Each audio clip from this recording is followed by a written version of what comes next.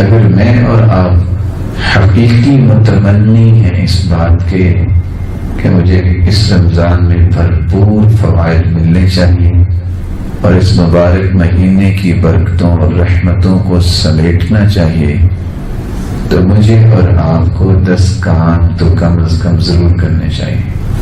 پہلا کام، رسول اللہ صلی اللہ علیہ وسلم کا دین جو ہے اس کی بنیاد یہ ہے کہ آپ زندگی میں کوئی بھی کام کرنا چاہتے ہیں تو اپنی نیت کو خالص کریں۔ نیت جہاں بنیاد ہوتی ہے، اساس ہوتی ہے، وہاں یہ عمل کی قبولیت کی بہت بڑی دلیل اور نوید بھی ہوتی ہے۔ اس لیے اس مبارک مہینے کے شروع سے لے کے آخر تک آپ روزہ بھی رکھیں گے، نماز بھی پڑھیں گے، آپ افطاری کا بھی اہتمام کریں گے، قرآن مجید کی تلاوت بھی کریں گے، بہت ساری نیکیاں کریں گے، لیکن تمام کی تمام عبادات کا رخ صرف ایک ہونا چاہیے، میرا رب مجھ سے راضی ہو جائے۔ تو پہلا کام مجھے اور آپ کو اپنی نیت کے زاویے کو درست کرنا ہوگا، اور اگر پھر بھی خوف لاحق ہوتا ہے، ریاکاری کا کوئی پریشانی ہے، تو میں یہ چاہوں گا کہ ہم ایک مرتبہ تحمل کے ساتھ وہ دعا دہرا لیں جو آپ نے مدت سے سنی ہوئی ہوگی، کہ جس کو پڑھنے سے انسان ریاکاری سے بھی بچ جاتا ہے اور شرک سے بھی بچ جاتا ہے۔ اللہم انی اعوذ بک ان اشرک بک شیئا وانا اعلم واستغفرک لما لا اعلم۔ اس کا مفہوم یہ ہے، اے اللہ میں تیری پناہ میں اپنے آپ کو دیتا ہوں۔ کس بات سے؟ کہ میں جانتے بوجھتے تیرے ساتھ کسی کو شریک بناؤں، یا وہ میرے علم میں نہ ہو اور میں شرک کر بیٹھوں۔ ان دونوں صورتوں میں اللہ میں اپنے آپ کو تیری پناہ میں دیتا ہوں۔ دوسرا کام، نیت جب انسان کی خالص ہو جائے، بہت ساری سعادتیں اور برکتیں وہ سمیٹ لیتا ہے، لیکن ایک اور چیز کو بھی صاف کیجئے، اس کا نام ہے دل۔ جہاں ایمان کو سجانا ہے وہ جگہ صاف ستھری ہونی چاہیے۔ جہاں بہت ساری گرد و غبار ہو وہاں نور تو جلوہ فغن نہیں ہوتا۔ ایمان کی دولت اپنے سینے میں جمع کرنے کے لیے اس سینے کو صاف کرنا چاہیے۔ رمضان المبارک سے صحیح فائدہ لینے کے لیے جہاں نیت کو خالص کرنا، دل کو حسد اور بغض، تعصب اور عصبیت، انتقام، اس سے صاف کرنا ہے، وہاں تیسرا کام، بوجھ ہلکے کیجیے، اپنے گناہوں کی توبہ کیجیے رمضان سے پہلے پہلے۔ اس کی مثال یوں سمجھیے، اگر آپ نے میدان میں اترنا ہو اور آپ کے سر پہ ایک بھاری بھرکم بوری رکھ دی جائے تو آپ دوڑ سکتے ہیں؟ گناہوں کے بھی بوجھ ہے، ان بوجھوں سے اپنے آپ کو آزاد کیجیے، ہلکے پھلکے میدان میں اترے ہیں، اور یاد رکھیے گا گناہ جو ہوتے ہیں یہ بہت ساری نعمتوں کو کھا جاتے ہیں۔ اس کا بوجھ اور وزن اتنا ہے کہ بڑے بڑے بہادر اس کے سامنے گر جاتے ہیں۔ چوتھا کام، آپ اس مہینے کے اندر بھرپور فائدہ اٹھانے کے لیے وقت کی تنظیم اور ترتیب کے لیے پلاننگ کیجیے۔ یہ مہینہ شہر الصبر ہے، صبر کا مہینہ، شہر القرآن ہے، قرآن کا مہینہ، شہر البرکہ ہے، برکتوں کا مہینہ، شہر الرحمہ ہے، رحمت کا مہینہ۔ یہ تو کہیں بھی نہیں لکھا کہ شہر النوم ہے، سونے کا مہینہ، یہ تو کہیں نہیں لکھا۔ آپ کو کم از کم یہ لکھنا چاہیے، طے کرنا چاہیے، بس سارا سال نہیں اگر کام بنتا، وَبِالْأَسْحَارِ هُمْ يَسْتَغْفِرُونَ، سحری کے وقت جو استغفار کرنے والے ہیں، میرا اس مہینے تو ان لوگوں میں نام لکھا جائے۔ میں اتنے بجے اٹھوں گا، میں دعا کروں گا، استغفار کروں گا، پھر میں سحری کروں گا، میں نے نماز پڑھ کے بیٹھ کے ذکر بھی کرنا ہے، میں اشراق پڑھ کے اٹھوں گا، پھر اس وقت میں سویا کروں گا، اس وقت میں نے قرآن پڑھنا ہے، اس وقت میں نے کاروبار کو دیکھنا ہے، اس وقت میں نے گھر کے معاملات کو دیکھنا ہے۔ پلاننگ کیجئے، پلانر تیار کیجئے۔ پانچواں کام اور چھٹا کام میں اکٹھا ہی بتا دیتا ہوں۔ آپ روزہ رکھیں گے، مجھے امید واثق ہے، رکھیں گے، تراویح بھی پڑھیں گے انشاءاللہ، لیکن دو نیتوں کے ساتھ یہ دونوں کام کریں۔ کتنی نیتوں کے ساتھ؟ دھکے سے روزہ نہ رکھیں، دل کی خوشی سے دونوں کام کریں اور اجر و ثواب کی امید لے کے یہ کام کریں۔ کیونکہ لفظ کیا ہے روایت کے، من صام رمضان ایمانا واحتسابا، جو روزہ رکھتا ہے ایمان کے ساتھ۔ ایمان کا مطلب یہ ہے کہ انسان دل سے مان چکا ہے کہ یہ میرا فرض ہے، دل کی خوشی۔ واحتسابا، اللہ سے اجر و ثواب لینے کی نیت کرے، یہ ایسے نہیں میں بھوکا رہوں گا، اس کا مجھے اجر ملے گا، اس کی وجہ سے مجھے اللہ تعالیٰ جنت دیں گے، خوشیاں دیں گے، امید رکھیے۔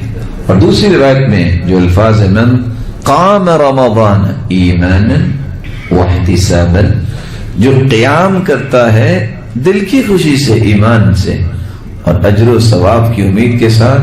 دونوں حدیثوں کے آخر میں لفظ ہیں غفر له ما تقدم من ذنبی، رب تعالیٰ اس کے گناہوں کو معاف کروا دیتے ہیں۔ دل کی خوشی سے یہ کام کیجیے۔ ساتواں کام، اس مہینے کے اندر کھانے کھلانا، افطاری کروانا، یہ ذمہ داری مسلمان کی جو ہے اس کو بخوبی ادا کیجیے۔ اور حدیث کے الفاظ سنیے، ان خیارکم من اطعم الطعام، تم میں بہترین انسان وہ ہے جو لوگوں کو کھانا کھلاتا ہے۔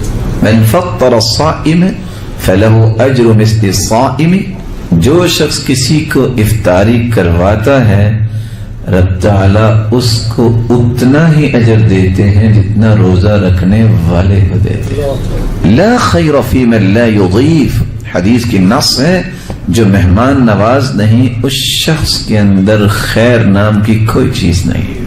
آپ افطاری کرتے وقت بھی مت کہیے تم نے تو روزہ رکھا نہیں ہے، تم کیا لینے آئے ہو؟ تم شکر کرو کہ تمہارا مال جو ہے وہ اللہ نے قبول کر لیا، کوئی شخص کھانا کھا رہا ہے۔ مت کسی کو تانا دیں کہ یہ تو یہاں آ ہی جاتا ہے، یہ بچہ ہے، اس کا تو روزہ نہیں ہے۔ آپ کی خواہش اور تڑپ یہ ہونی چاہیے میں نے کھلانا ہے۔ آٹھواں اور مہم کام جس کی طرف میں اشارہ کرنے جا رہا ہوں وہ یہ ہے، صرف اپنے پیٹ کا روزہ نہ رکھیے۔ فَلْيَصُمْ سَمْعُكَ وَبَصَرُكَ وَلِسَانُكَ، اللہ نے جب حلال چیزیں کھانے سے منع کر دیا ہے، حرام کھانے جائز ہے؟ کیا غیبت حرام نہیں؟ جھوٹ حرام نہیں؟ بولے۔ اور غلط چیزیں دیکھنا حرام نہیں ہے؟ پھر روزہ صرف کھانے پینے کا نہیں ہے۔ اور حدیث کے الفاظ سنیے، من لم يدع قول الزور والعمل به فليس لله حاجة ان يدع طعامه وشرابه۔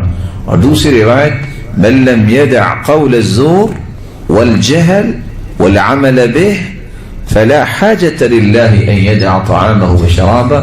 جو بندہ جھوٹ نہیں چھوڑتا، جھوٹا عمل نہیں چھوڑتا، جہالت نہیں چھوڑتا، ایسے بھوکے پیاسے کی رب کو پرواہ ہی نہیں ہے، بھوکا رہ لے۔ اس لیے کچھ روزے دار ان کو بھوک ہی ملتی ہے، اجر نہیں ملتا، اور کچھ لوگوں کو سحر جاگنا ہی ملتا ہے، ان کو اجر نہیں قیام کا ملتا، جب اللہ کی رضا ہی نہیں ہے۔ اگلا کام، یہ قرآن مجید کا مہینہ ہے، قرآن کی تلاوت کو معمول بنائیے۔ آپ کو ہر وقت یہ تڑپ رہنی چاہیے رمضان میں، میرے کام کب ختم ہو، میرے ہاتھ میں اللہ کا قرآن آ جائے، کون سی مبارک گھڑیاں ہوں کہ میری زبان پہ اللہ کی کلام جاری ہو جائے۔ اللہ کون سا وقت ملے کہ میں قرآن سننے والا، سمجھنے والا بن جاؤں۔ اللہ کے رسول صلی اللہ علیہ وسلم کثرت سے قرآن پڑھتے، اور سلف کی عادات آپ نے سنی ہوں گی کہ امام مالک حالانکہ محدث ہے وہ رمضان میں حدیث نہیں پڑھاتے تھے، علماء کے ساتھ نہیں بیٹھتے تھے، کہتے تھے یہ شہر القرآن ہے، یہ قرآن کا مہینہ ہے. اور سفیان کہا کرتے تھے سارے باقی کام چھوڑ کے کہتے بس قرآن پڑھنا ہے. یہاں اگر آپ ناراض نہ ہوں تو ایک گزارش کیے دیتا ہوں، آپ دروس کروایا کریں رمضان میں، لیکن یہ جو عادات اس وقت زیادہ بنتی جا رہی ہیں کہ کوئی حصہ بھی رات کا نہ چھوڑا جائے کہ اس میں کوئی قرآن پڑھ لے، دعا کر لے، اس سے تھوڑا سا آپ کو گریز کرنا چاہیے. دروس میں بہت خیر و برکت ہے، لیکن مناسب طریقے سے، کہ انفرادی عبادت میں خلل نہیں آنا چاہیے کہ پوری رات جو ہے وہ اگلا پورا دن سو کے ہی گزار دے، اور قرآن نہ تو کل پڑھ سکا، نہ اس رات کو پڑھ سکا، نہ دعا کل کر سکا، نہ اس رات کو کر سکا، وہ اپنی تھکاوٹ نہیں ہو. ایسے معاملات سے معتکفین کو، نمازیوں کو، مقتدیوں کو محفوظ رکھنے کی کوشش کرنی چاہیے. اگلا کام جو میں بیان کرنے جا رہا ہوں وہ اللہ کے رسول کی صفت تھی، کان اجود الناس واجود ما یکون فی رمضان. اللہ کے رسول سب سے سخی تھے، لیکن رمضان میں تو آپ کی عجیب سخاوت ہوتی، اور رمضان میں تو اتنی سخاوت کرتے کہ ریح المرسلہ، صحیح بخاری کی جو روایت ہے، تند و تیز ہواؤں کی طرح. آپ بھی جانتے ہیں جب آندھی یا تند و تیز ہوائیں آئیں، کوئی گھر ایسا بچتا ہے جہاں ہوا نہ پہنچے، بولے کوئی درخت ایسا ہے جو نہ حرکت کرتا. آپ کی عادت مبارکہ تھی. آج لوگ پیسہ جمع کرتے ہیں شادی بھی خرچ کریں گے، سلب پیسہ جمع کرتے تھے رمضان میں خرچ کریں. فرق ہے دونوں میں.